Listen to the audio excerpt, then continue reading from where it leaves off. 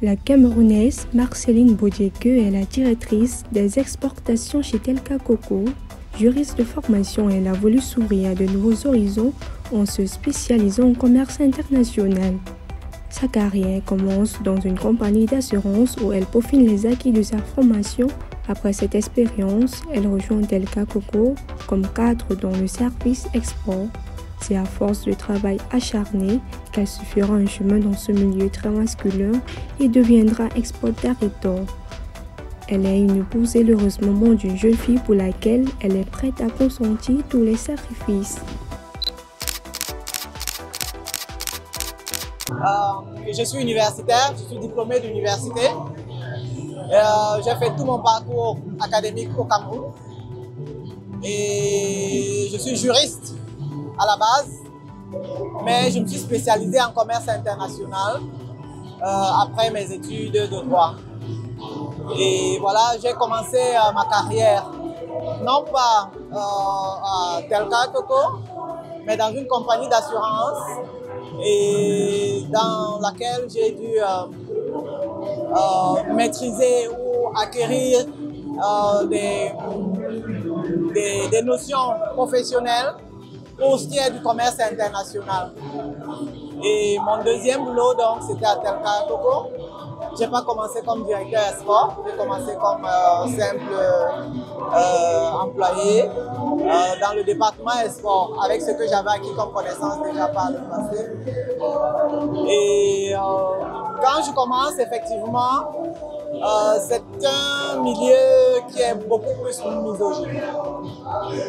Donc, j'ai la chance de tomber sur une dame parce que Telka Coco, le directeur de Telka Coco ou la CEO de Telka Coco, qui est Madame Kate Kain Tometi, est leader dans le cacao depuis plus de 25 ans, pratiquement 30 ans, leader dans le cacao. Donc, j'ai eu la chance de travailler avec cette dame qui m'a donné le courage, qui m'a donné la force que j'ai aujourd'hui en tant que directeur export. Donc, comme je disais tantôt, au départ, il n'y avait que des hommes. Que des hommes. Et j'étais toute frêle parce que j'étais toute jeune aussi. Donc, c'était pas facile au début. Elle a dû me forcer pratiquement à m'imposer si je voulais garder mon poste. et voilà, j'ai aimé beaucoup de challenges. Les années ne se ressemblent pas. Et voilà, je suis là aujourd'hui, fière de moi, fière de mon entreprise, très reconnaissante envers cette dame, cette brave dame, qui continue toujours à nous donner des enseignements par rapport à la profession dans laquelle nous sommes et par rapport à la vie en général. Comme je vous ai dit tantôt, les années sont différentes. Déjà, nous sommes dans l'exportation de cacao. C'est un produit d'exportation qui est très lié à la production. Donc, la nature elle-même déjà n'a vraiment pas de surprise en tant que telle. On attend la production, les intempéries et autres. Donc, il n'y a vraiment pas quelque chose qui marque en tant que tel, mais c'est très passionnant. C'est très passionnant. Chaque année qui commence, chaque campagne qui commence, pour moi, c'est un challenge. Et j'ai toujours envie. Et tous les jours, je veux voir ce qui va se passer demain. Je veux savoir ce qui va se passer le mois prochain. Et à la fin de la campagne, quand au nom de Telka Coco, je reçois un trophée comme celui-ci, ça me fait savoir que effectivement, nous avons atteint les objectifs. Nous avons touché certains partenaires, comme le PAD, comme les armateurs. Et ça fait énormément plaisir.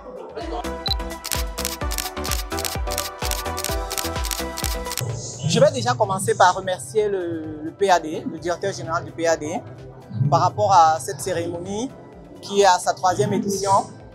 C'est quelque chose qui nous motive, nous les partenaires du PAD. Je parle au nom de Telka Coco.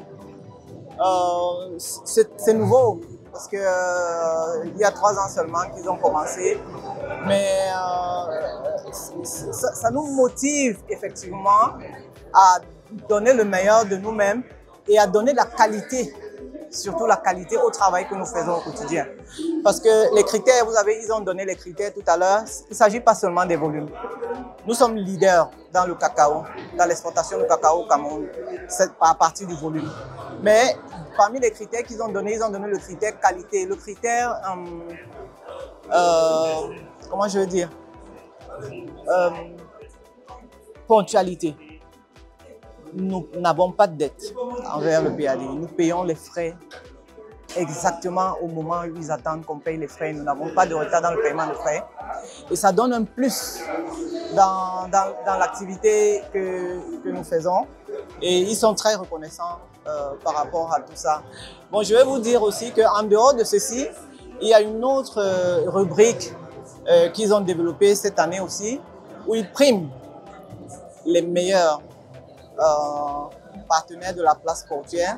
Et dans ce sens, effectivement, je crois que nous avons reçu le 2e ou le 3e plus gros chèque qu'ils ont donné aux exportateurs.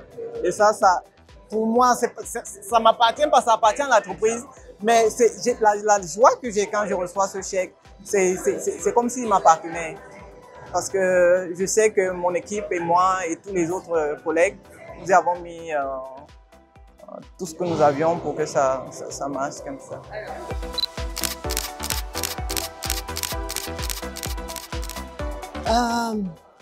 Quand j'ai commencé à travailler, effectivement, j'étais seul, j'étais single. Et tout mon entourage s'est habitué à nous voir travailler d'une certaine façon. De 8h à 19h, 20h, parfois plus. Les week-ends, les missions, tout le monde autour de moi sait que ça fait partie de ma vie en fait. Et tout le monde s'adapte. Il n'y a pas de difficulté par rapport à tout ça. Et il ne faut pas oublier qu'effectivement, à la fin du mois, quand on revient avec ce qu'on a, ça fait oublier les difficultés et les absences. Juste une petite anecdote où ma fille me dit mais maman, c'est pas normal, je suis ta seule fille, mais pourquoi tu m'as envoyé à l'internat? Parce que je me suis rendu compte qu'en restant à la maison, les parents n'étant pas là dans la journée, seulement avec les ménagères, ça ne devait pas être évident. Donc on a essayé de trouver des petits aménagements comme ça pour tenir la famille. Voilà, donc ça va, il n'y a pas de souci par rapport à la gestion de la famille. Et voilà, quand vous avez un partenaire, il sait que si vous êtes allé à l'école, c'est parce que vous vouliez effectivement vous prendre en charge, être autonome. Et franchement, je n'ai pas autour de moi des gens qui pensent que cette autonomie est gênante, quoi. Jusqu'à ma grand-mère qui avait 96 ans, elle me rappelait tout le temps, écoute, c'est ton premier mari, ton travail. Donc, et je vous l'ai dit aussi avec ma directrice générale, qui est un modèle. Vraiment, elle est un modèle pour moi. Parce que dès le départ, on a vu comment elle a fait. Elle avait une famille, elle aussi. Mais elle est au bureau avec nous. Nous commençons le matin, nous n'avons pas de pause. Nous mangeons au bureau, nous faisons tout au bureau jusqu'au soir quand nous partons. Et elle est là avec nous. Donc ça nous motive et ça nous permet de savoir qu'on peut.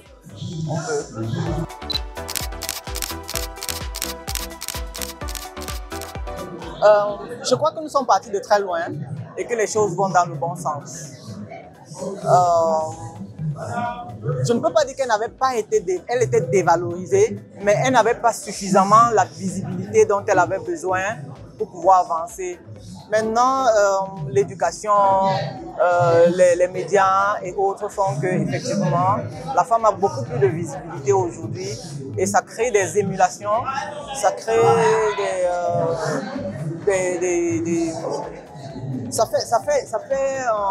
ça donne envie à certaines, même qui ne croyaient pas que c'était possible d'oser, quoi.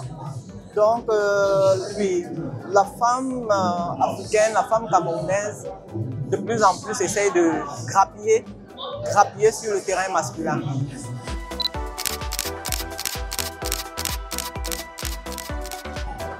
Le leadership doit s'apprendre dès la tendre enfance. Moi, par exemple, j'ai commencé à apprendre le leadership en jouant, en faisant du sport. Parce que j'ai fait le sport de haut niveau. J'ai joué dans l'équipe nationale du Cameroun pendant des années. Donc, ça doit s'apprendre aux enfants. Je pense que les parents ont un grand rôle à jouer de ce côté-là. Ne pas penser que c'est dans le milieu professionnel ou bien c'est en suivant un tutoring particulier qu'il faut apprendre le leadership. Les parents déjà doivent pouvoir donner quelques bribes de leadership aux enfants, essayer de les confronter à certains challenges à leur âge. Hein, je veux dire que qui correspondent à leur âge pour qu'ils grandissent en sachant que ils peuvent, quoi, ils peuvent. Et surtout leur apprendre autre chose, autre activité que l'école, que l'éducation qu'on donne à l'école. Ça permet d'ouvrir l'esprit de l'enfant et de lui faire comprendre qu'il y a autre chose qu'il puisse utiliser pour grandir.